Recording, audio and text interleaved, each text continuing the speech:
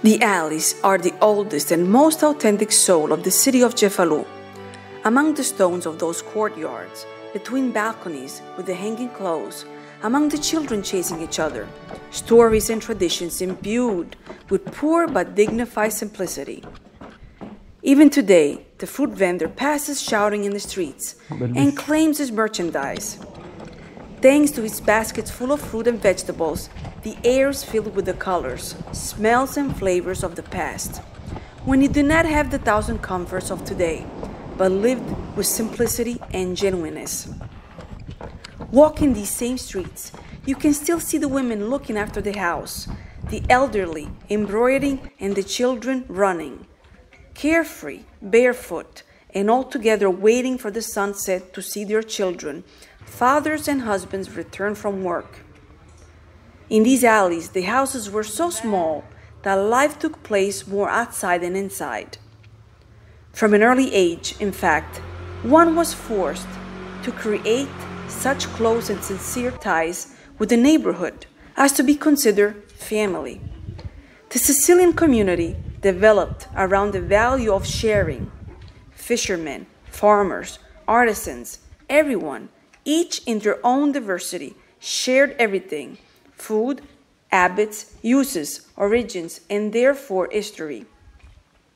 Cum mare Congettina, cum mare Rosa, cum mare Tina, all were cum mare. My grandmother always said, both the elderly and the young women gave themselves this nickname to strengthen the bond that existed between them. Many times I've been told how the Gumaris gathered to knead bread early in the morning. They waited for it to rise between chatter and laughter, and then worked it to give it a shape. Finally, they placed the loaves of various shapes and colors on long wooden boards, which they balanced on their heads up to the only oven in the street. One of the oldest traditions, which still survives today, is that of the curtiglio, which means gossip. In fact, Sicilian women are famous for their long tongues.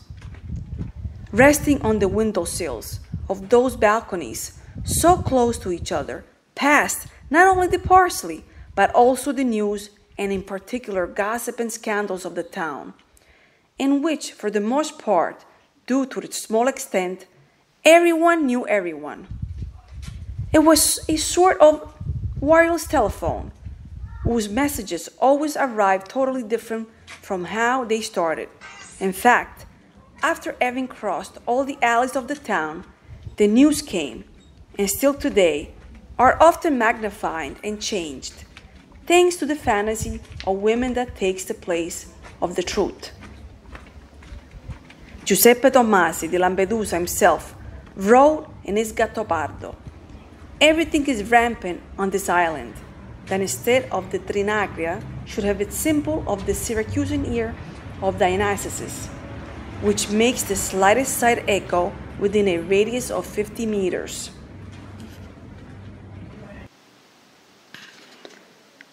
All the memories I have of my childhood are beautiful. Via Francavilla, the street where I was born and raised, was a single family, full of respect, dialogue, kindness, and sharing. There was no envy. Those who had more did not hesitate to share it with others. I remember that one of the older women was considered everyone's mother, because thanks to her age and her experience, she was always ready to help, to give advice, and to welcome others as her own children. The courtyards were the lounges of the past, where women spent hours and hours talking about this and that. Il piglia e porta, the gossip, still existed then, and the voices were turning at the speed of light. Since I was a child, my mother used to tell me, "Se gette un pugno di caniglia, poi non la puoi arracampare più."